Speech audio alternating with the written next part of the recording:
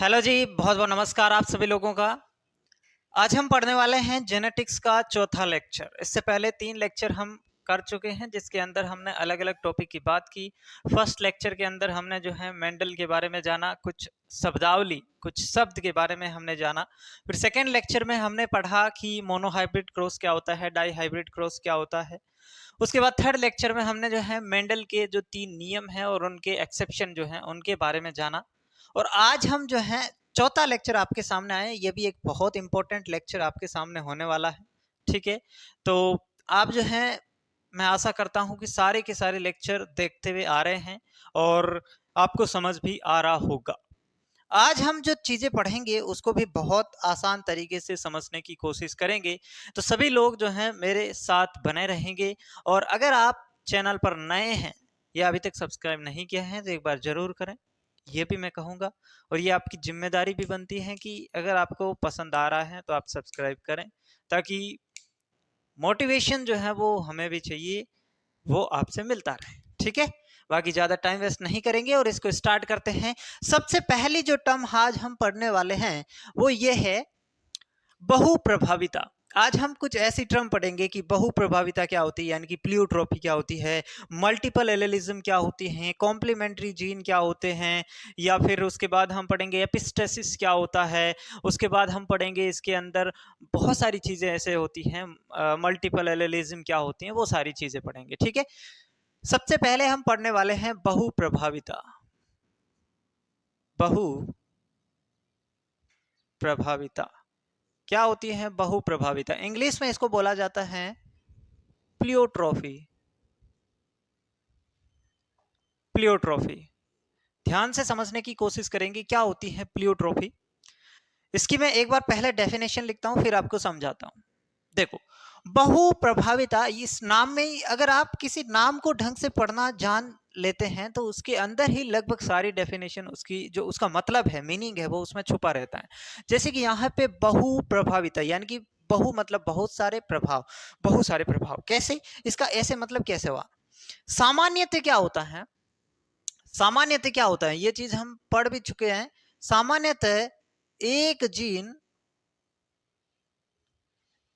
एक ही सामान्यतः एक जीन एक ही लक्षण को नियंत्रित करता है। यह चीज आप सबको पता है कि हमारे अंदर जो जो कैरेक्टर हैं, जो जो लक्षण है, उसके लिए एक एक जीन होगा। आपके त्वचा का रंग है तो उसके लिए एक अलग जीन होगा, आपके बालों का जो कलर है उसके लिए एक अलग जीन होगा, आपके बॉडी पोस्चर अलग जीन होगा, सबके लिए एक, हर एक लक्षण के लिए एक अलग जीन होता है। लेकिन वही एक जीन जब दो लक्षणों को कंट्रोल करने लग जाए तो उसे कहते हैं बहुप्रभाविता। समझो पहले, सामान्यतः एक जीन एक ही लक्षण को नियंत्रित करता है, लेकिन जब एक जीन एक से अधिक लक्षणों को नियंत्रित करे,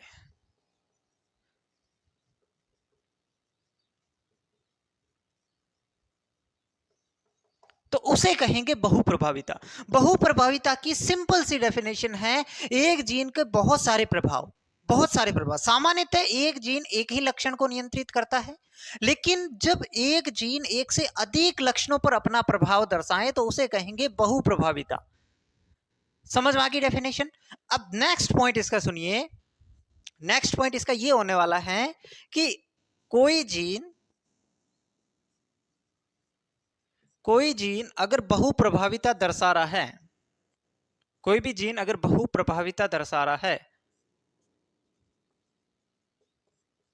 बहुप्रभाविता दर्शा रहा है इसका मतलब एक से अधिक जीनों को कंट्रोल कर रहा है, तो इसका मतलब यह नहीं है कि वो हर लक्षण पर अपना समान प्रभाव दर्शाए, हर लक्षण पर अपना समान प्रभाव दर्शाए। हो सकता है हो सकता है किसी लक्षण के लिए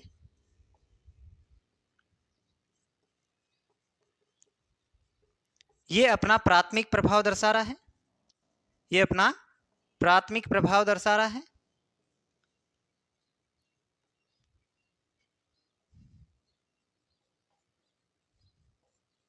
तथा किसी के लिए द्वितीयक प्रभाव दर्शा रहा हो।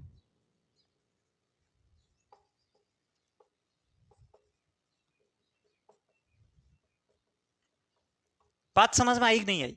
सिंपल सी बात यह है कि कोई जीन अगर एक से अधिक लक्षणों को कंट्रोल कर रहा है, उन पर अपना प्रभाव दर्शा रहा है, तो इसका कतई ये मतलब नहीं है कि वो दोनों लक्षणों पर अपना समान प्रभाव दर्शाएगा। ये कतई जरूरी नहीं है। हो सकता है किसी एक लक्षण के लिए वो अपना प्राथमिक प्रभाव दर्शा रहा है, उसकी प्रायोरिटी वही है, लेकिन उसके साथ साथ वो किसी दूसरे लक्षण के अंदर भी इफेक्ट लगा रहा है। तो ये होता है इसका मतलब। जैसे कि कोई जीन है जो आपकी आंखों के कलर के लिए अपना प्राथमिक प्रभाव दर्शाएगा, उसका जो पहला काम है वो आंखों का कलर डिसाइड करना है, लेकिन उसके साथ साथ वो आपके त्वचा की रंग में भी अपनी भागीदारी दे, लेकिन वो उसका दूसरा काम है, लेकिन पहला काम उसका क्या है? आंखों का रंग। तो यही बात यहां पे लिखी हुई है कि कोई भी जीन अगर बहुप्रभाविता दर्शा रहा है, यानी कि एक से अधिक लक्षणों पर अपना प्रभाव दर्शा रहा है, तो इसका मतलब ये नहीं है कि वो हर लक्षण पर अपना समान प्रभाव दर्शाएगा।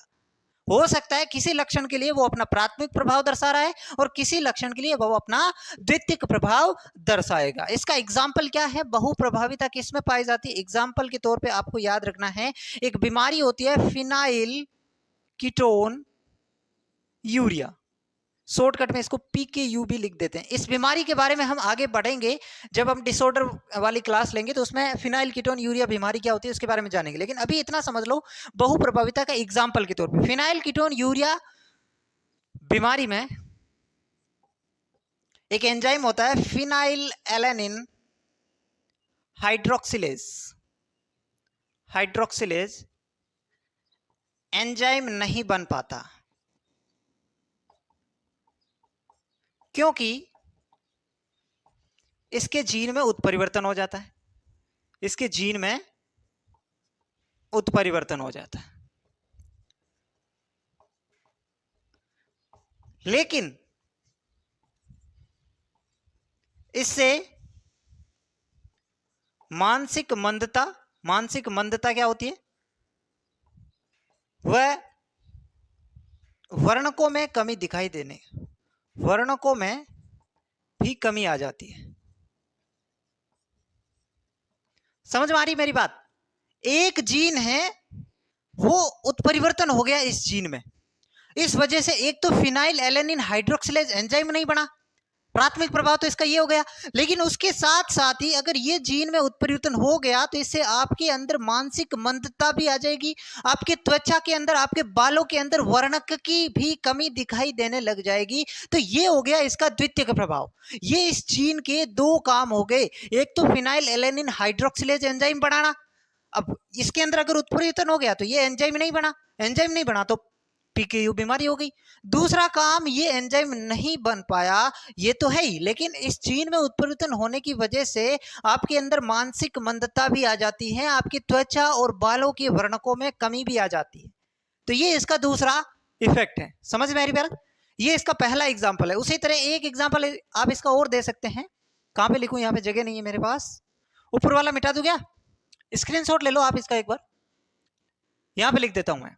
चलो ये मिटा देता हूं, डेफिनेशन तो आ गई होगी आप सबको। दूसरा एग्जांपल इसका ये है कि जो ड्रोसोफिला होती है, ड्रोसोफिला में आई कलर के लिए जो जीन होता है, आई कलर जीन में म्यूटेशन होने से त्वचा के वर्णकों में भी कमी आ जाती है। यानी कि जो जीन म्यूटेशन हुआ उसमें आई कलर के लिए, वो आई कलर के लिए था, लेकिन साथ ही साथ त्वचा के जो अन्य भाग है उसके अंदर भी वर्णकों की कमी आ जाती है। तो ये दो एग्जाम्पल आपको किसके अंदर याद रखने हैं? प्लियोट्रॉफी के अंदर याद रखने हैं। ठीक है, ये दो एग्जाम्पल आपको किसके अंदर याद रखने हैं? प्लियोट्रोपी में। इसका आप स्क्रीनशॉट लो, फिर हम आगे बढ़ते हैं।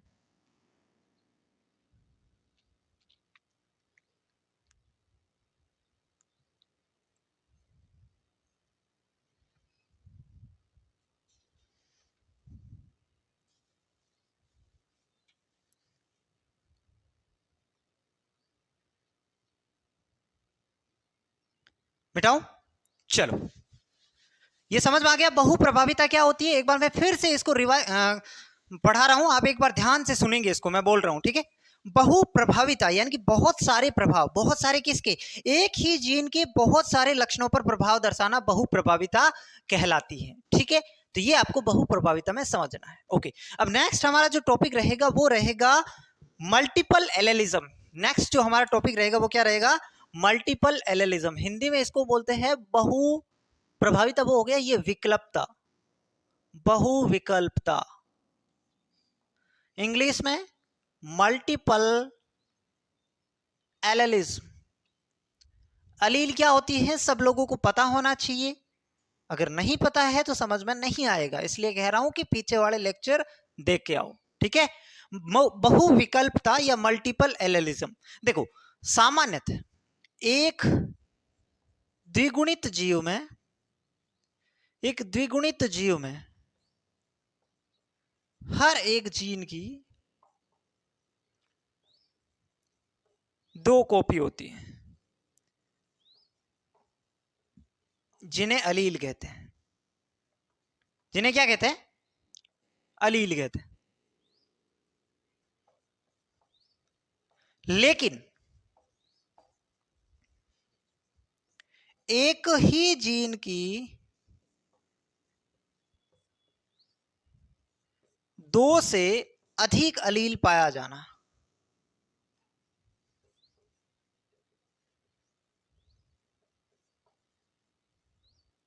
ये जो कंडीशन है इसे कहते हैं मल्टीपल एलेलिज्म।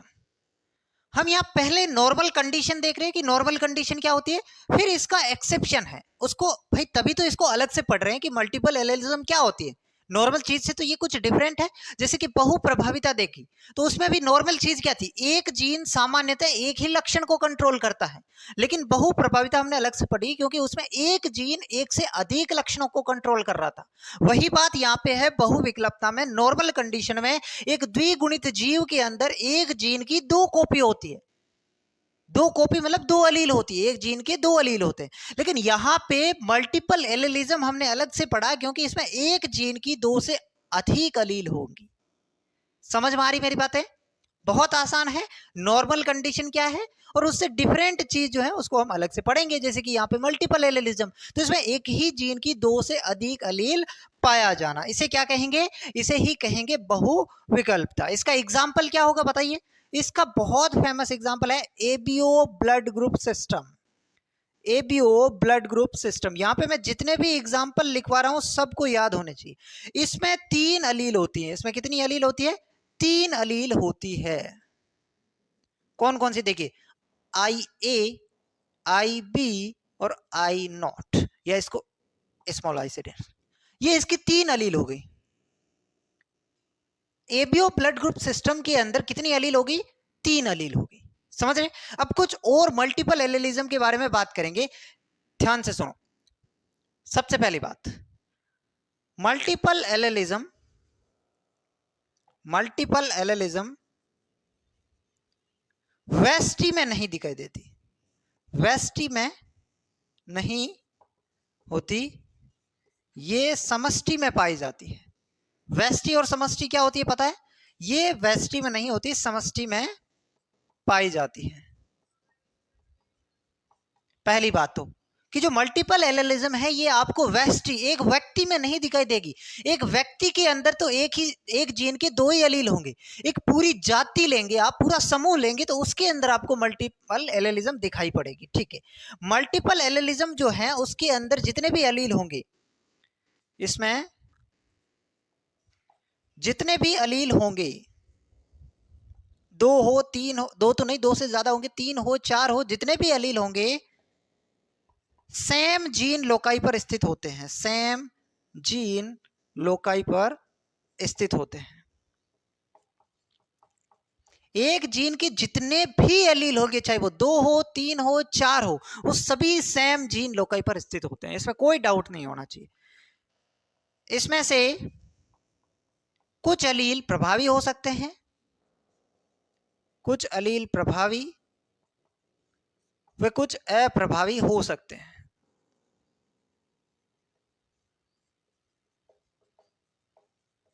अप्रभावी हो सकते हैं, ये इसके बारे में कुछ अलग बातें मैंने आपको बताई। अब इसके अंदर फिनोटाइप कैसे निकालेंगे? फिनोटाइप निकालने का क्या फॉर्मूला है? फिनोटाइप निकालने का फॉर्मूला है n+1। फिनोटाइप निकालने का फॉर्मूला क्या है? n+1। और जीनोटाइप निकालने का क्या फॉर्मूला है? जीनोटाइप निकालने का फॉर्मूला है n/2 n+1। ये दोनों फॉर्मूले आपको याद होने चाहिए। अब आप कहेंगे सर यहां पे n क्या है? तो n का मतलब होता है number of allele, number of allele. Phenotype निकालने का फॉर्मूला n+1 और जीनोटाइप निकालने का फॉर्मूला n/2 कोष्ठक में n+1। याद हो जाएगा? फटाक से याद करो इसको, घर पे नहीं करना है, यहीं पे करना है। घर पे तुम कैसा करते हो वो मुझे पता है, मतलब घर पे ही हो तुम वैसे तो, लेकिन फिर भी तुम अभी याद करो इसको। अब इसको निकाल के बताओ कैसे? जैसे कि एबीओ ब्लड ग्रुप सिस्टम, हमने ये एग्जांपल लिया ना, तो इसी को हम निकाल के बताएंगे। एबीओ ब्लड ग्रुप सिस्टम में एन कितना है? एन की वैल्यू कितनी? यहाँ पे 2 है, सॉरी 3 है। मल्टीपल एलिलिज्म में इसमें 3 अलील है। एन क्या होता है? Number of allele. तो ब्लड ग्रुप सिस्टम में 3 अलील है। ओके, तो यहाँ पे फिनोटाइप हो जाएगा 4 और जीनोटाइप निकालेंगे 3/2 3+1, तो ये हो जाएगा आपका 4, 3/2 इंटू 4, यानी कि ये हो जाएगा आपका 6। एबीओ ब्लड ग्रुप सिस्टम का फिनोटाइप है 4 और जीनोटाइप है 6। निकालना आ गया? किसी का भी आपसे पूछ ले वहां पे नंबर ऑफ अलील दे दे तो आपको तो एन पता हो गया। एन पता हो गया तो फॉर्मूला आपको पता ही है, फॉर्मूला पता है तो आप निकाल लोगे। बताओ, multiple allelism clear? Multiple allelism सबको क्लियर होनी चाहिए, मल्टीपल एलिलिज्म सबको क्लियर होनी चाहिए। एक हमने पढ़ा बहु प्रभाविता, एक पढ़ा बहु विकल्पता, दोनों क्लियर होने चाहिए। क्लियर है? तो इसका स्क्रीनशॉट लो, फिर हम नेक्स्ट टॉपिक पे बढ़ते हैं।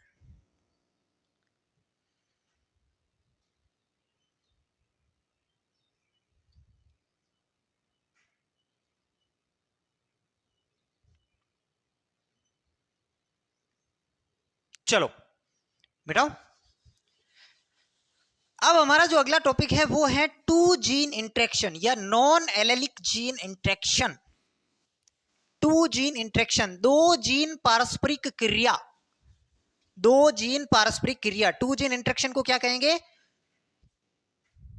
टू जीन इंटरेक्शन या इसी को ही कहेंगे नॉन एलेलिक जीन इंटरेक्शन। ये क्या होता है? हिंदी में इसको कहते हैं दो जीन पारस्परिक क्रिया, दो जीन पारस्परिक क्रिया, दो जीन पारस्परिक क्रिया। इसमें क्या होगा? इसमें क्या होगा? वही पहले नॉर्मल कंडीशन क्या होती है, फिर कुछ अलग कंडीशन होगी। नॉर्मल क्या होता है? सामान्यतः, सामान्यतः एक जीन दूसरे जीन को प्रभावित नहीं करता है।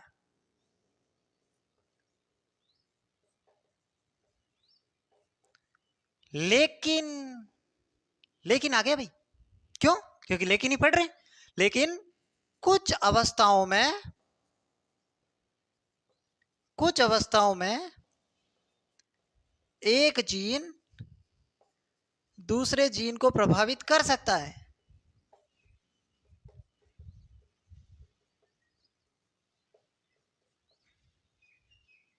दूसरे जीन को प्रभावित कर सकता है, लेकिन सिर्फ नॉन एलेलिक को, लेकिन नॉन एलेलिक को।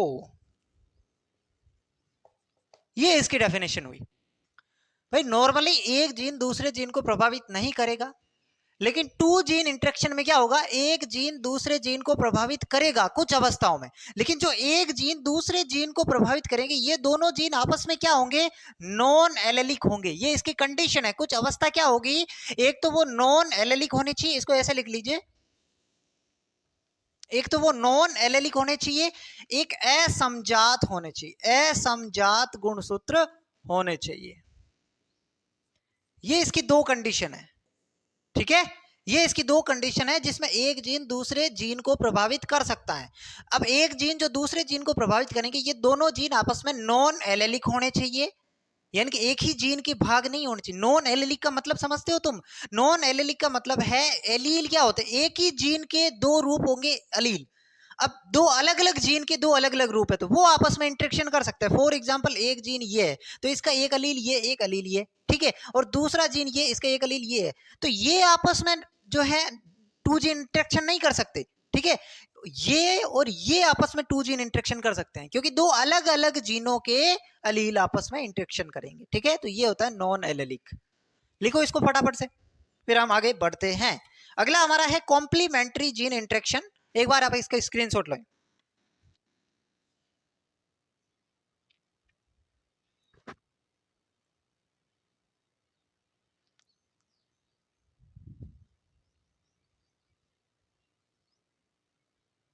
मिटाओ। चलो, अगला हमारा टॉपिक है टू जीन इंटरेक्शन। ये भी बहुत आसान है, टू जीन इंटरेक्शन। नहीं, टू जीन इंटरेक्शन तो हो गया ना। Complementary gene interaction, complementary gene, complementary gene interaction. Complementary को कहते हैं संपूरक। ये आपने मैथ में भी पढ़ा होगा, पूरक कौन संपूरक कौन, ये ऐसा पढ़ा होगा ना। हाँ, वही वाला है कॉम्प्लीमेंट्री जीन इंटरेक्शन। क्या होता है भाई कॉम्प्लीमेंट्री जीन इंटरेक्शन? बताओ। जब दो जीन मिलकर के एक लक्षण को अभिव्यक्त करे, अभिव्यक्त करना, एक्सप्रेस करना, प्रकट करना, यानी कि एक लक्षण को प्रकट करने के लिए दो जीन अब चाहिए। यानी कि आपने बहुप्रभाविता में जो पढ़ा उसका जस्ट उल्टा। बहुप्रभाविता में क्या पढ़ा? एक जीन दो लक्षणों को प्रकट कर रहा है, यहां पे दो जीन मिलकर के एक लक्षण को प्रकट कर रहे हैं, तो उसका जस्ट अपोजिट हुआ। लिखेंगे यहां पे, जब दो जीन मिलकर एक लक्षण को अभिव्यक्त करे, अभिव्यक्त करना या प्रकट करना, ये इसकी डेफिनेशन होगी कॉम्प्लीमेंट्री जीन इंटरेक्शन की, कि जब दो जीन मिलकर के एक लक्षण को प्रकट कर पाते हैं तो उसे कहते हैं कॉम्प्लीमेंट्री। इसमें से एक भी जीन की अनुपस्थिति में, एक भी जीन की अनुपस्थिति में ये लक्षण प्रकट नहीं हो पाता, ये लक्षण प्रकट नहीं हो पाता है। बात समझ में आई मेरी बात? इसमें जो दोनों के दोनों जीन है वो प्रेजेंट होने चाहिए। ऐसे नहीं है कि एक जीन नहीं है तो काम चल जाएगा, ऐसा नहीं है। दो जीन मिलकर के एक लक्षण को प्रकट कर रहे हैं तो दोनों जीन अवेलेबल होने चाहिए, एक जीन में काम नहीं चलेगा। दोनों के दोनों जीन अगर प्रेजेंट है तभी काम बनेगा, ठीक है। इनमें से एक भी जीन के अनुपस्थिति लिए लक्षण प्रकट नहीं हो पाता। अब ये जो जीन है, ये जो दो जीन है, इसे कहेंगे कॉम्प्लीमेंट्री जीन। कॉम्प्लीमेंट्री जीन, ये आपस में कॉम्प्लीमेंट्री जीन कहलाते हैं क्योंकि दोनों मिलकर के काम कर रहे हैं, है ना, दोनों मिलकर के काम कर रहे हैं। कॉम्प्लीमेंट्री जीन इंटरेक्शन, इसे किसने खोजा? तो इसे सर्वप्रथम बैटसन और पुनेट, बैटसन और पुनेट, पुनेट वही है जिसने पुनेट स्कोर दिया था, पुनेट ने स्वीट पी के अंदर खोजा, स्वीट पी के पुष्प के रंग में से खोजा। बस खोजा किसने? बैटसन और पुनेट ने। कहां से? Sweet pea. स्वीट पी क्या होता है? इसका एक दूसरा नाम होता है लेथाइरस, लेथाइरस यही होता है ना, शायद यही होता है। उसके रंग में से इसको खोजा था, ठीक है। चलो, अब इसका फिनोटाइप क्या होगा? कॉम्प्लीमेंट्री जीन इंटरेक्शन का फिनोटाइप याद रखना भाई। फिनोटाइप क्या होता है? फिनोटाइप बताइए। 9:7 पर्पल और व्हाइट का रेशियो है। ये पुष्पों के रंग है ना, तो ये पुष्पों के रंग, इसमें पर्पल और व्हाइट का 9:7। अब आगे से ये सारे के सारे फिनोटाइप आपके आएंगे ऐसे, ठीक है। आगे मैं एपिस्टेसिस पढ़ाऊंगा, उसमें रिसेसिव एपिस्टेसिस, डोमिनेंट एपिस्टेसिस, उसमें सब में ये फिनोटाइप आएगा। तो उसको हम एक साथ करेंगे कि कैसे इसको याद रखना। अब ऐसे तो याद नहीं रखेंगे, किसी में 9:7 आएगा, किसी में 13:3 आएगा, किसी में 12:1 आएगा, तो ऐसे हम याद नहीं रख पाएंगे, ठीक है। तो उसके लिए कुछ अलग ट्रिक बनाएंगे, लेकिन अभी इसके साथ साथ में तो लिखना पड़ेगा ना। तो इसका आप स्क्रीनशॉट लो, फिर हम आगे बढ़ते हैं। कॉम्प्लीमेंट्री जीन इंटरेक्शन यहाँ पे हमारा समाप्त होता है, इसका स्क्रीनशॉट लो। फिर हम पढ़ते हैं डुप्लीकेट जीन।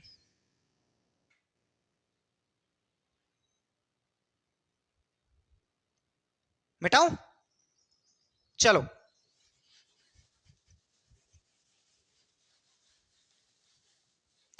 अगला जो हमारा है वो है डुप्लीकेट जीन।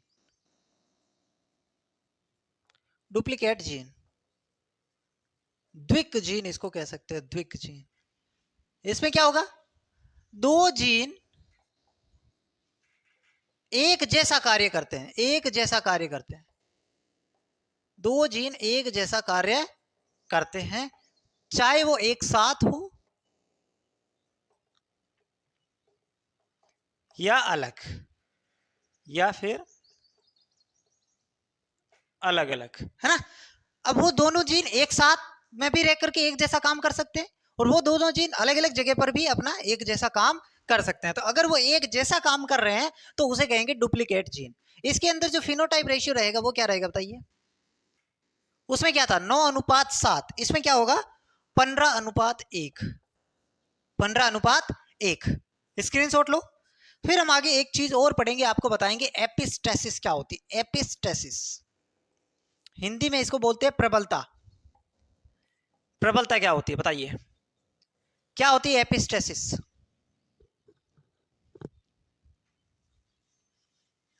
क्या होती है एपिस्टेसिस?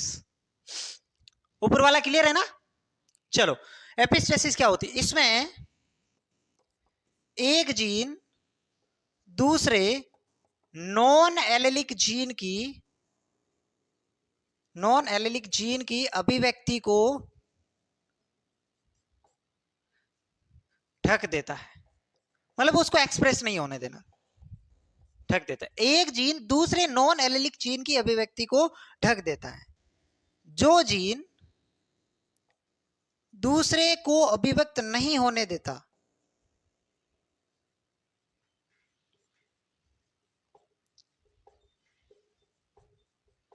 वह प्रबल कहलाता है। और यह प्रक्रिया ही क्या कहलाएगी, प्रबलता कहलाएगी। भाई जो दूसरे को ढक रहा है, जो दूसरे को दबा रहा है, तो दबा कौन सकता है, जो प्रबल होगा, मजबूत होगा, तो उसे ही प्रबल कहेंगे, ठीक है। और जो अभिव्यक्त नहीं हो पा रहा है, जो अभिव्यक्त नहीं हो पा रहा है, जो कौन, जो जीन अभिव्यक्त नहीं हो पा रहा है, वह अबल कहलाता है। मतलब उसके पास बल नहीं है, वह अबल कहलाता है। ये होगी आपकी एपिस्टेसिस। अब इसमें दो प्रकार हो जाएंगे, इसके भी दो भाग हो जाएंगे। एक हो जाएगा रेसेसिव एपिस्टेसिस और एक हो जाएंगे डोमिनेंट एपिस्टेसिस। इसके भी दो भाग हो जाएंगे, समझ में आ रही। एपिस्टेसिस क्या होता है, एक जीन दूसरे जीन की अभिव्यक्ति को ढक देगा, लेकिन ध्यान में रखना जीन कैसा होना चाहिए, दोनों जीन आपस में नॉन एलेलिक होने चाहिए। अब जो जीन दूसरे की अभिव्यक्ति को ढक रहा है वो प्रबल जीन है, स्ट्रॉन्ग है। और जो जीन अभिव्यक्त नहीं हो पा रहा है, यानी कि दब रहा है, वो क्या कहलाएगा, अबल कहलाएगा। बस ये इसका है, इसको आप स्क्रीनशॉट ले। फिर हम रेसेसिव एपिस्टेसिस और डोमिनेंट एपिस्टेसिस को क्लियर करते हैं। एक बार आप इसका स्क्रीनशॉट ले।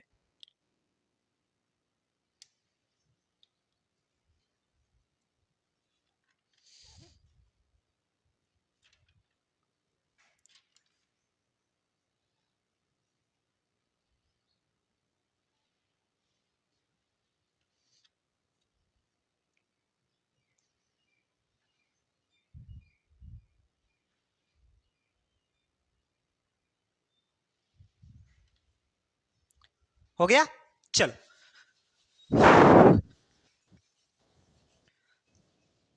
छोटा सा पार्ट और बचा हुआ है, 10-15 मिनट के अंदर इसको समाप्त करेंगे। रेसेसिव एपिस्टेसिस,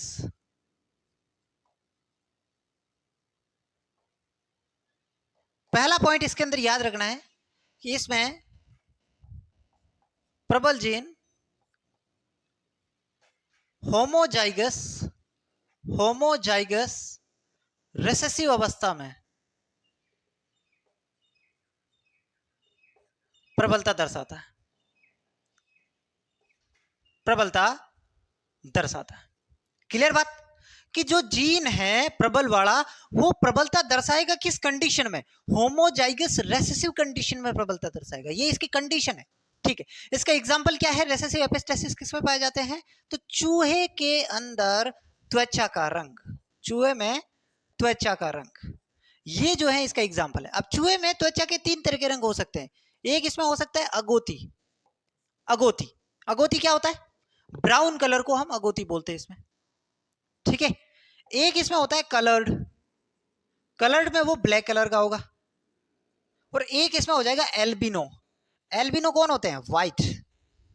ये 3 तरह के कलर होते हैं, और इनका जो अनुपात रहता है, फिनोटाइप जो रहता है वो क्या रहता है? फिनोटाइप इसमें हो जाएगा 9:3:4, 9:3:4। ये रेसेसिव एपिस्टेसिस है। आपसे पूछ ले डोमिनेंट एपिस्टेसिस क्या होता है?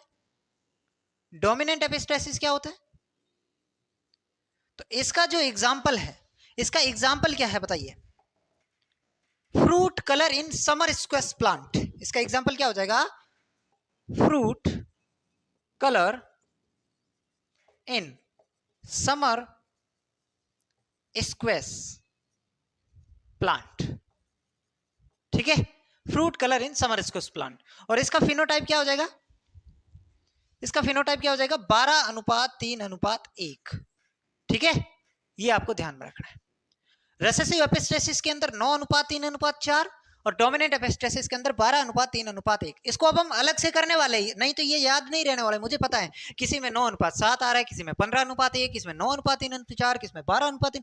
भूल जाएंगे यार, ऐसे थोड़ी याद रहेगा। अभी बताएंगे आपको, एक साथ बताएंगे, लेकिन पहले आप इसको नोट करो, फिर हम आगे बढ़ते हैं।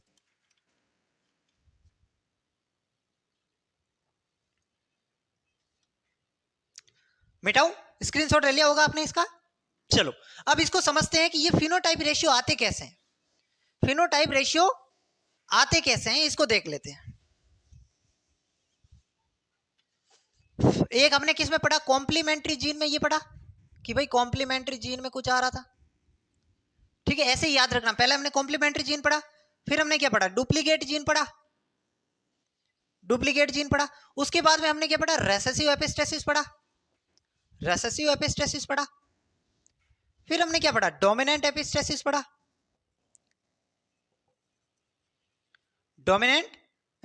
पढ़ा, ठीक है, ये 4 चीजें पढ़ी हमने।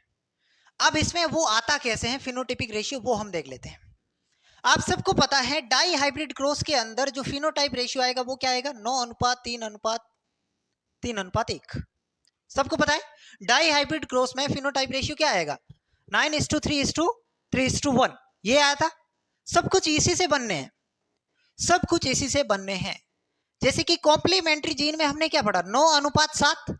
तो इसमें करना क्या है? 9 का 9 रख दो और बाकी वालों को जोड़ दो, बाकी पीछे जो 3 है उनको जोड़ दो, 9:7 हो जाएगा। डुप्लीकेट जीन में हमने क्या पढ़ा? 15:1। तो इसमें जो पहले वाला वो हमने अलग रख के पीछे वाले 3 जोड़ दिए थे। अब इसमें से लास्ट वाले को अलग रख के आगे वाले 3 जोड़ दो, 15:1 हो जाएगा। अरे समझ में आ रहा है कि नहीं आ रहा है? 9:3:3:1 जो फिनोटाइप रेशियो आया था डाई हाइब्रिड क्रॉस में, उसी को उलट पुलट करके इसमें लिखना है। कॉम्प्लीमेंट्री जीन के अंदर क्या करना है? पहले को पकड़ लो, पीछे वाले तीनों जोड़ दो। डुप्लीकेट जीन में क्या करना है? लास्ट वाले को पकड़ लो, आगे वाले 3 जोड़ दो। अच्छा, ये तो समझ आ गया। रेसेसिव एपिस्टेसिस में क्या आएगा? 9:3:4। तो अब जो है आगे वाले 2 पकड़ लो, जैसे कि इसमें आगे वाला 1 पकड़ा था, अब आगे वाले 2 पकड़ लो, यानी कि 9:3, ये तो हो गया, और पीछे वाले दोनों जोड़ दो, 4, ये हो गया। तो डोमिनेंट एपिस्टेसिस में क्या करना है? पीछे वाले 2 पकड़ लो, 3:1, और आगे वाले 2 जोड़ दो, 12:3:1। अरे समझ में आ रहा है कि नहीं आ रहा है? पहले 1 को पकड़ा, तीनों को जोड़ा, लास्ट वाले को पकड़ा, तीनों को जोड़ा। चलो फिर 2 को पकड़ा, लास्ट में 2 बच रहे उनको जोड़ा, लास्ट से 2 को पकड़ा, आगे वाले 2 को जोड़ा। बस समझ में आ रहा है कि नहीं आ रहा है? बताइए, समझ में आ रहा है कि नहीं आ रहा है? बताएंगे मुझे।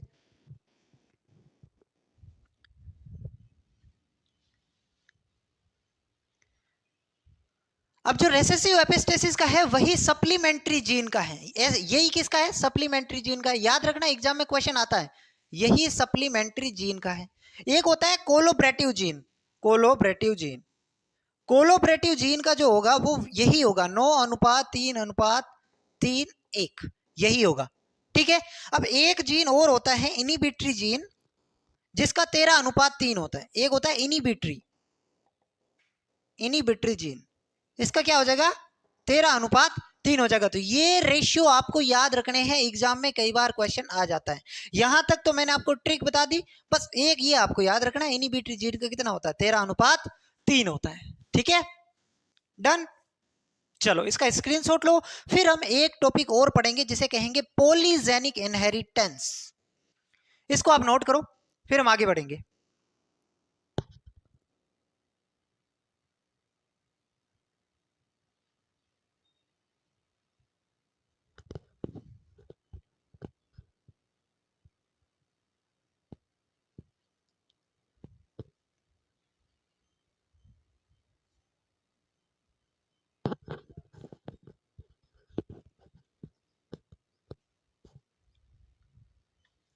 मिटाओ, डन।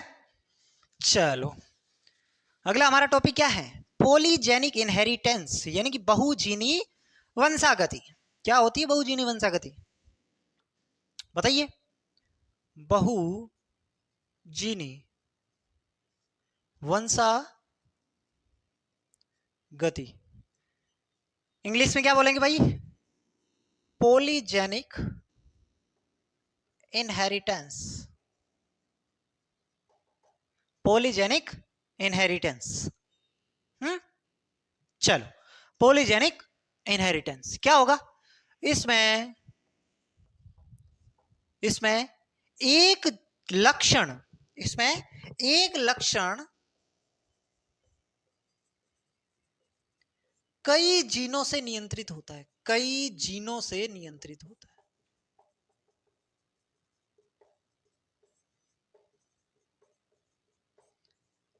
कॉम्प्लीमेंट्री जीन इंटरेक्शन में क्या पढ़ा कि एक लक्षण को दो जीन मिलकर के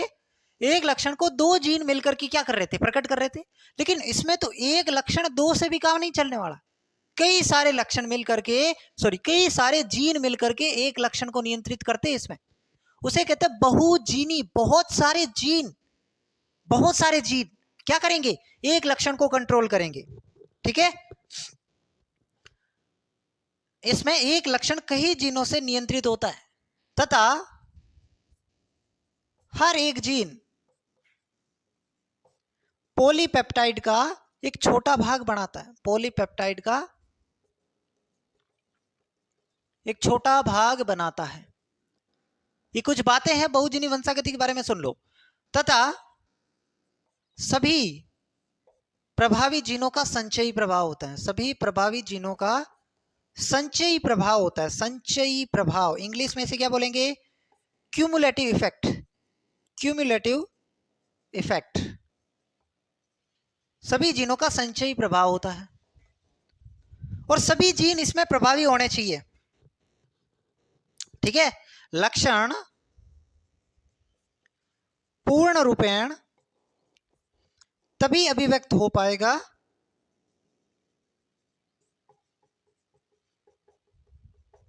जब सभी जीन प्रभावी हो। जब सभी जीन प्रभावी हो। क्या क्या बातें मैंने लिखी बहुजीनी वंशागति के अंदर? कि इसमें एक लक्षण को कई सारे जीन मिलकर के कंट्रोल करेंगे। और ये तो बात है ही कि एक लक्षण को कई जीन कंट्रोल कर रहे हैं, लेकिन वो लक्षण केवल तभी प्रकट हो पाएगा जब वो सारे के सारे जीन प्रभावी हो, है ना। सारे के सारे जीन डोमिनेंट होंगे तभी वो लक्षण प्रकट हो पाएगा। ये भी बात इंपॉर्टेंट याद रखना है। ठीक है। और दो बातें आपको बीच में ये भी याद रखनी है। ठीक है। अब बहुजीनी वंशागति को खोजा किसने? इसको दो वैज्ञानिक है, नाम याद रखना, निल्सन इहेले तथा एक वैज्ञानिक का नाम है ईस्ट। निल्सन इहेले और ईस्ट ने kernel colour of wheat. Kernel colour of wheat. Wheat क्या होता है? मतलब गेहूं का अष्टी रंग। गेहूं के अस्थि के रंग में से, है ना। कर्नल कलर ऑफ व्हीट में खोजा था। बहुजीनी वंशागति को किसने खोजा? नीलसन, इहिले और ईस्ट ने। किसमें खोजा? कर्नल कलर ऑफ व्हीट, गेहूं के अस्थि के रंग में से इसको खोजा। क्लियर है? स्क्रीनशॉट लो, फिर हम आगे बढ़ते हैं। अभी ये टॉपिक पूरा नहीं हुआ है, इसको और समझना है। अभी हमने सिर्फ इतनी बात की, बहुजीनी वंशागति होती क्या है, किसने इसको खोजा, कहां से खोजा। अब नेक्स्ट टॉपिक हमारा आने वाला है इसके अंदर। इसके एग्जाम्पल में यहीं पे लिख देता हूं, किस किस में ये पाई जाती है बहुजीनी वंशागति। कर्नल कलर ऑफ व्हीट के अंदर है ही, ह्यूमन की हाइट में, ह्यूमन की इंटेलिजेंस में, ठीक है, ह्यूमन के कलर में, ठीक है, इन सब के अंदर पाई जाती है। कलर किसका? ह्यूमन की स्किन का colour, human skin colour, human height, human intelligence, इन सब के अंदर ये पाई जाती है। फटाफट से स्क्रीनशॉट लो, फिर हम आगे बढ़ते हैं।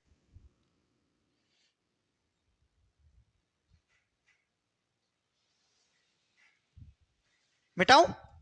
चलो, अब इसके अंदर जीनोटाइप और फिनोटाइप निकालने का क्या फॉर्मूला है बताओ। अब आप कहेंगे सर हमें कैसे पता, पहले आप बताओ। चलो मैं बता देता हूं। इसमें जो फिनोटाइप निकालने का फॉर्मूला है वो है 2n+1। जैसा कि आपने देखा कहीं पे n+1 था, कहां पे था बताओ?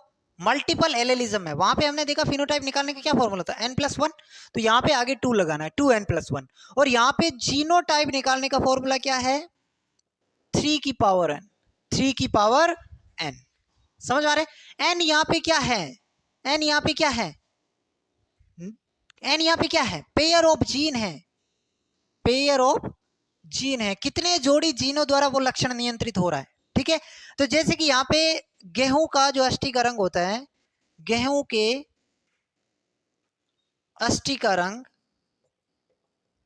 2 जोड़ी जीन द्वारा नियंत्रित हो रहा है, 2 जोड़ी जीन द्वारा नियंत्रित हो रहा है। तो यहाँ पे n की वैल्यू कितनी हो जाएगी? 2 हो जाएगी। अब फॉर्मूले में आपको सीधा रखना है और इसका आंसर आप निकाल सकते हैं, है ना।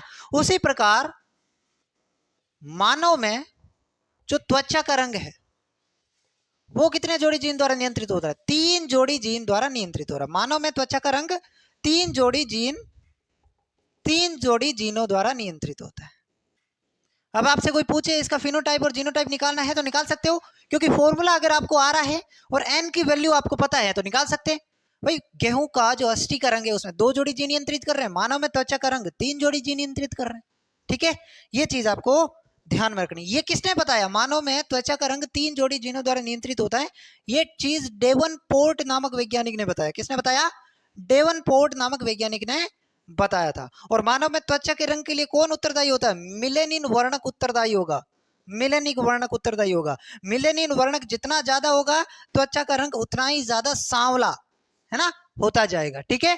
तो ये चीजें आपको मल्टीपल एलेलिज्म में ध्यान में रखनी है। एक बात और याद रखना, बहुजीनी वंशागति में, बहुजीनी वंशागति में मध्यवर्तियों की संख्या, इंटरमीडिएट जो होते हैं ना, मध्यवर्तियों की संख्या सबसे ज्यादा होती है, मध्यवर्तियों की संख्या सर्वाधिक होती है। और इसको लेकर जब आप ग्राफ बनाएंगे तो आपको बेल शेप ग्राफ प्राप्त होगा। बेल शेप ग्राफ इसमें मिलता है। बेल शेप कैसा होता है? ये कुछ इस प्रकार का, है ना, ऐसी होती बेल। तो इस प्रकार का ग्राफ आपको यहां से मिलने वाला है। बस ये आपका मल्टीपल एलेलिज्म होता है समाप्त, सॉरी पॉलीजेनिक इनहेरिटेंस। स्क्रीनशॉट लो। फिर हम एक चीज और पढ़ेंगे जिसे कहते हैं chromosomal theory of inheritance. Chromosomal theory of inheritance, इसको आप नोट करो, फिर हम आगे बढ़ेंगे।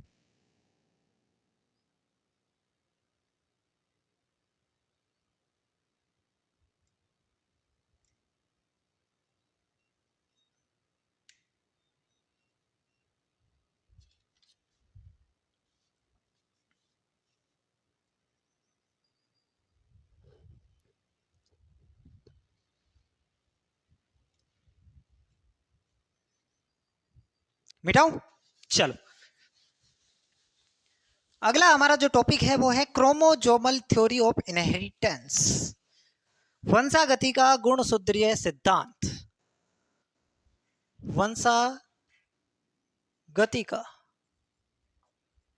गुणसूत्रीय सिद्धांत,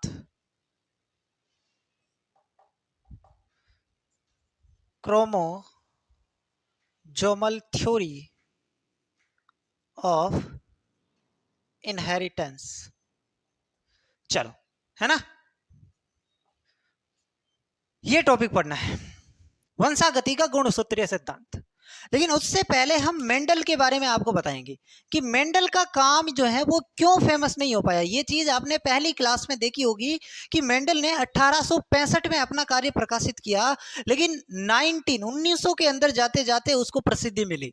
इसका क्या रीजन था? 35 वर्षों तक उसके काम को जो है प्रसिद्धि क्यों नहीं मिल पाई, इसका क्या रीजन था, वो हम जानने का प्रयास करते हैं। इससे पहले सबसे पहला कारण, मेंडल का जो कार्य 1865 में प्रकाशित हुआ और जिस के अंदर वो प्रकाशित हुआ उसकी बहुत कम प्रतिलिपि छपी थी, बहुत कम उसकी फोटोकॉपी आई थी। पहला रीजन तो यही था, है ना, कि जिस प्रकाशन में मेंडल का कार्य प्रकाशित हुआ था उसकी बहुत कम फोटोकॉपियां छपी थी। क्यों? क्योंकि उस समय जो संप्रेषण के साधन थे, आवागमन के या वो जितने भी प्रिंटिंग के, वो इतने नहीं थे। और पहला कारण तो यही रहा। दूसरा कारण कि मेंडल जो है वो कारक का, जीन का कोई प्रमाण नहीं दे पाए। वो कह रहे थे ना कि एक पृथक इकाई होती है जिसे कारक वो कह रहे थे, उनका कोई प्रूफ नहीं दे पाए, दूसरा रीजन। तीसरा रीजन, जब मेंडल ने अपना कार्य प्रकाशित किया तो उस समय ज्यादातर जो वैज्ञानिक थे वो चार्ल्स डार्विन के द्वारा एक सिद्धांत दिया गया था उसके अंदर अटके हुए थे। उस समय जस्ट उनके साथ साथ में ही चार्ल्स डार्विन ने कोई सिद्धांत दिया और सारे वैज्ञानिक उसी सिद्धांत में लगे हुए थे। उन सबका ध्यान उस ओर भटक गया, आई मीन्स मतलब उधर चला गया। ठीक है, मेंडल की तरफ किसी ने ध्यान ही नहीं दिया। चौथा कारण आप यह मान सकते हैं कि उस समय मेंडल ने जो है बायोलॉजी के अंदर गणित का प्रयोग किया। गणितीय सांख्यिकी, गणितीय तर्कों का प्रयोग करना बायोलॉजी के अंदर उस समय बहुत सारे वैज्ञानिकों की समझ से परे था, बिल्कुल नया ही था कि भाई बायोलॉजी के अंदर मैथमेटिक्स का आप प्रयोग कर रहे हैं। तो ये भी आप कारण मान सकते हैं। और कारण ये हो सकता है कि उस समय न तो गुणसूत्र की खोज हुई थी, न समसूत्री और अर्धसूत्री विभाजन की खोज हुई थी। तो ये भी एक कारण आप इसका मान सकते हैं। ये आप नोट करना चाहे तो जो मैंने बोला है इसको आप रिवर्स करके एक बार फटाफट से नोट कर लीजिए। अब हम आगे बढ़ते हैं। होता क्या है, दो वैज्ञानिक आते हैं, सटन और बोवेरी, है ना। वैज्ञानिकों का नाम क्या होता है? सटन व बोवेरी ने ये पाया, उन्होंने क्या पाया? ने ये पाया कि विशेषक क्या होता है? ट्रेट, विशेषकों के पृथक्करण तथा गुणसूत्रों के व्यवहार में समानता है। उनको एक बात पता चली,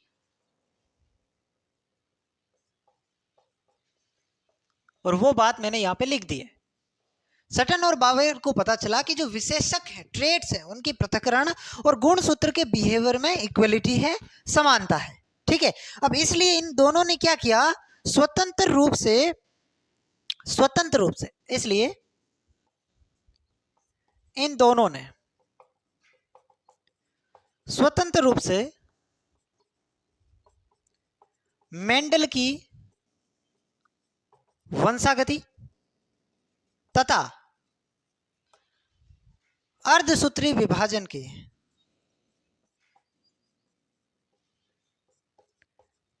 अध्ययन के आधार पर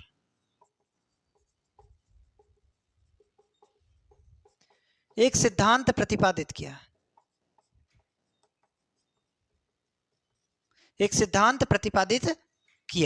कब किया यह सिद्धांत प्रतिपादित? 1905 में। ठीक है, और वही सिद्धांत क्या है? क्रोमोसोमल थ्योरी ऑफ इनहेरिटेंस है। इसलिए अपन कहते हैं कि गुणसूत्रीय सिद्धांत किसने दिया? सटन और बावेरी ने। कब दिया? 1905 में, 1905 के अंदर ये सिद्धांत दिया, 1905 के अंदर ये सिद्धांत दिया था। ठीक है, यहां तक क्लियर? चलो, अब ये सिद्धांत था क्या, इसमें क्या बातें उन्होंने दी थी? ये बात तो समझ में आ गई कि जो दोनों वैज्ञानिक हैं उन्होंने स्वतंत्र रूप से मेंडल की वंशागति का अध्ययन किया और अर्धसूत्री विभाजन का अध्ययन किया और उसके आधार पर कुछ बातें निकाली। वो बातें क्या थी वो हम लिखेंगे, लेकिन पहले इसको नोट करो। फिर इस गुणसूत्रीय सिद्धांत के जो मुख्य बिंदु है उसको हम पढ़ने वाले हैं।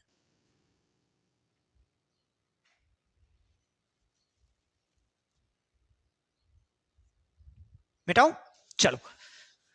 अब इसके मुख्य बिंदु क्या है ना, इसके मुख्य बिंदु क्या है वो पढ़ने वाले हैं। ये तो समझ आ गया गुणसूत्रीय सिद्धांत सटन और बावेरी ने 1905 में दिया। ओके, पहला पहला पहला बिंदु इसको क्या है, एक व्यष्टि या व्यक्ति कह सकते हैं, एक व्यष्टि के जीवन काल में तथा पीढ़ी दर पीढ़ी विशेषकों की संख्या तथा गुणसूत्रों की संख्या समान बनी रहती है।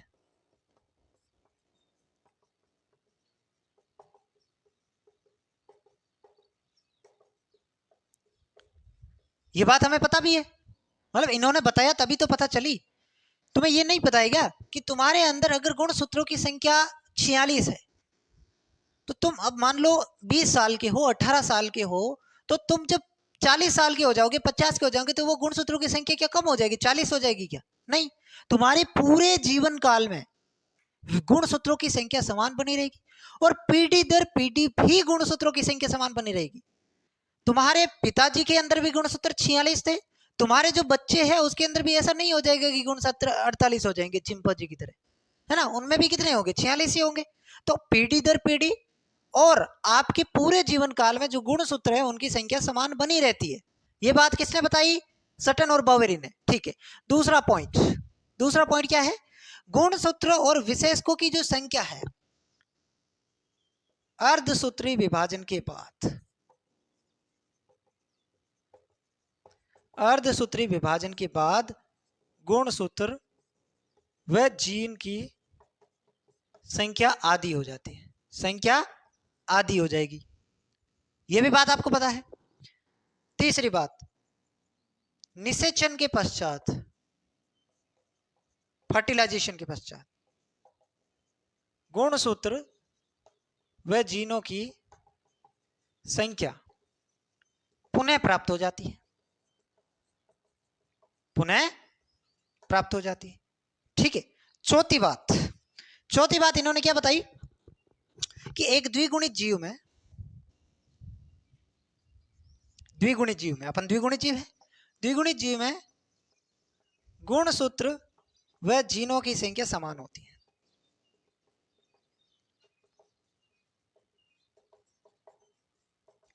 ये चार बातें जो है वो इसकी मुख्य बातें हैं, चार बातें हैं इसकी मुख्य बातें हैं। वंशागति का जो गुणसूत्रीय सिद्धांत है उसके अंदर चार बातें हैं। क्या क्या बातें हैं आप देख सकते हैं, एक व्यक्ति के जीवन काल में और उसकी पीढ़ी दर पीढ़ी गुणसूत्रों की संख्या समान रहेगी, विशेषकों की संख्या भी समान रहेगी। दूसरी बात, अर्धसूत्री विभाजन के बाद गुणसूत्र और जीन की संख्या आधी हो जाती है, निषेचन के पश्चात पुनः प्राप्त हो जाएगी और एक द्विगुणित जीव में जितने गुणसूत्र हैं उतने ही जीन होंगे। ये चार बातें इंपॉर्टेंट है, याद रखना पड़ेगा। यहां पे आपका वंशागति का जो गुणसूत्रीय सिद्धांत है वो आपका समाप्त होता है। अब एक छोटी सी बात मैं आपको और बता दूं, फिर हम इस लेक्चर को समाप्त करने वाले हैं। फटाफट से इसका स्क्रीनशॉट ले, फिर हम आगे बढ़ेंगे।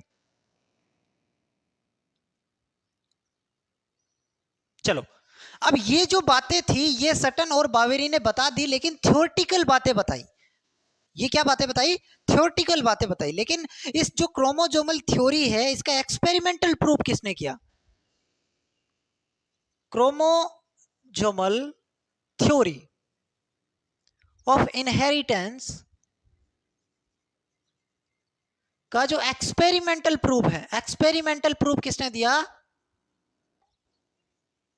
एक्सपेरिमेंटल प्रूफ टीएच मॉर्गन ने दिया। हम पढ़ भी रहे थे पहले भी, father of genetics, experimental genetics T H Morgan है। तो यहाँ पे भी एक्सपेरिमेंटल प्रूफ जो है वो टीएच मॉर्गन ने दिया था। और इन्होंने किस पे काम किया, इन्होंने छोटी फल मक्खी, छोटी फल मक्खी जिसका नाम है ड्रोसोफिला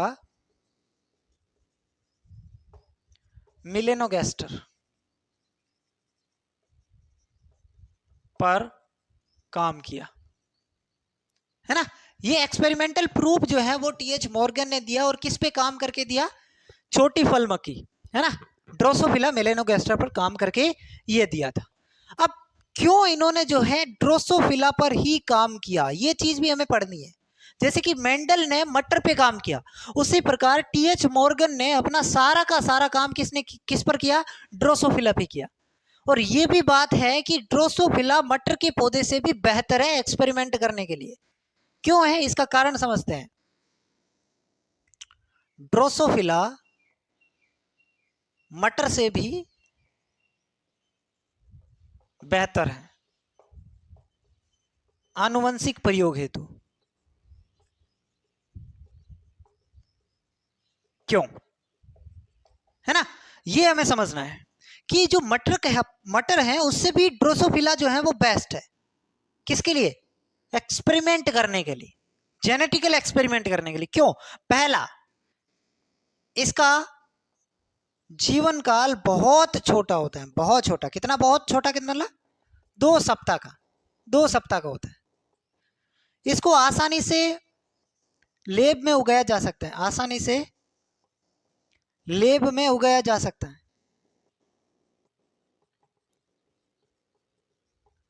एक बार में सैकड़ों संततियां उत्पन्न करती है, एक बार में सैकड़ों संततियां उत्पन्न करती है।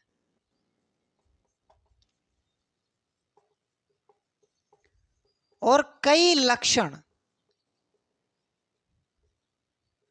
आसानी से देखे भी जा सकते हैं, आसानी से देखे जा सकते हैं। ठीक है, और क्या कारण हो सकता है? और क्या कारण हो सकता है बताओ?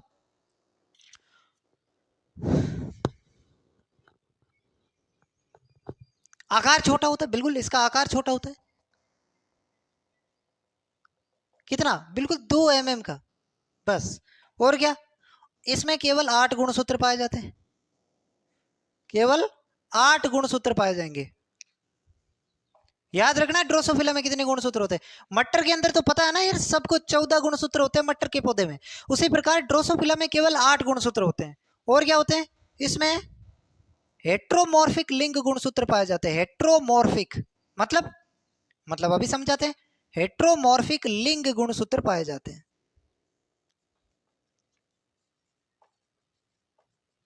मतलब ये है कि जो लिंग गुणसूत्र है, सेक्स क्रोमोजोम है, लिंग गुणसूत्र जो है वो हेट्रोमॉर्फिक होते हैं, मतलब अलग अलग आकृति के होते हैं। मान लो एक्स क्रोमोजोम ऐसा है तो वाई क्रोमोजोम की आकृति कुछ इस प्रकार की होगी।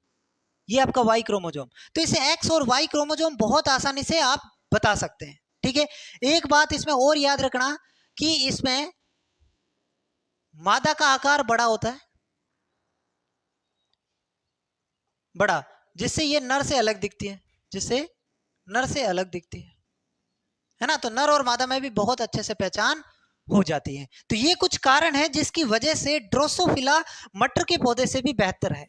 क्या कारण है वो हमने अभी समझ लिए। यहाँ पे 5 से 6 कारण है, वो आप देख भी सकते हैं, याद ही रखने, और तो क्या करेंगे बस। ठीक है, तो यहाँ पे आज हम समाप्त करते हैं, और 2 या 3 लेक्चर, हाँ शायद 3 लेक्चर में ये अपना जेनेटिक्स वाला चैप्टर समाप्त हो जाएगा। तो अगर आप यहाँ तक देख रहे हैं तो अब तो मतलब आधे से भी ज़्यादा हो ही गया है। सिंपल चीज़ें और बची हुई हैं जिनको हम करेंगे आगे नेक्स्ट जो है। और ये जो है इसके अंदर हमने क्या क्या पढ़ा, इसको एक बार मैं रिवाइज कर देता हूँ पूरे को। सबसे पहले हमने पढ़ा बहुप्रभाविता क्या होती है। तो बहुप्रभाविता का मतलब होता है जब एक जीन एक से अधिक लक्षणों को प्रकट करे। ठीक है, उसके बाद हमने पढ़ा मल्टीपल एलेलिज्म क्या होती है, यानी कि बहुविकल्पता। उसमें क्या होता था, एक जीन के 2 से अधिक एलील होते हैं। ठीक है, उसी प्रकार हमने यहाँ पे फिर उसके बाद में कॉम्प्लीमेंट्री जीन पढ़ा, तो उसमें 2 जीन मिलकर के एक लक्षण को प्रकट कर रहे थे। उसके बाद डुप्लीकेट जीन बना, यानी कि दोनों जीन एक जैसा कार्य करेंगे, चाहे वो एक साथ हो या फिर अलग अलग हो। फिर हमने एपिस्टेसिस पढ़ा कि एक जीन दूसरे जीन को ढक देता है, जो जीन ढक देता है वो प्रबल जीन, और जो जीन ढक जाता है वो अबल जीन। उसके बाद रेसेसिव एपिस्टेसिस और डोमिनेंट एपिस्टेसिस पढ़ा। उसके बाद हमने जो है बहुजीनी वंशागति पढ़ा, इसमें बहुत सारे जीन मिलकर के एक लक्षण को प्रकट करते हैं। उसके बाद में हमने क्रोमोजोमल थ्योरी पढ़ी, सटन और बावेरी ने 1905 के अंदर दी, उसके कुछ मुख्य बिंदु पढ़े। फिर उसका एक्सपेरिमेंटल प्रूफ टीएच मॉर्गन ने दिया। फिर उन्होंने जो है टीएच मॉर्गन ने किस पे काम किया, तो ड्रोसोफिला पे, और ड्रोसोफिला के क्या क्या जो रीजन है जिसकी वजह से जो ये बेस्ट है, ये सारी चीजें आज हमने क्लियर की है। अब नेक्स्ट क्लास के अंदर आप सभी जो है आएंगे और हम जो है उसके अंदर कुछ इंपॉर्टेंट जो लिंकेज यानी कि सहलगनता क्या होती है, लिंग निर्धारण के बारे में, ये कुछ इंपॉर्टेंट टॉपिक है जिसके बारे में बात करेंगे। अगर आपको ये वीडियो पसंद आया है तो एक बार आप चैनल को सब्सक्राइब करें और अन्य लोगों के साथ में शेयर करें। धन्यवाद, मिलते हैं किसी अगले वीडियो में।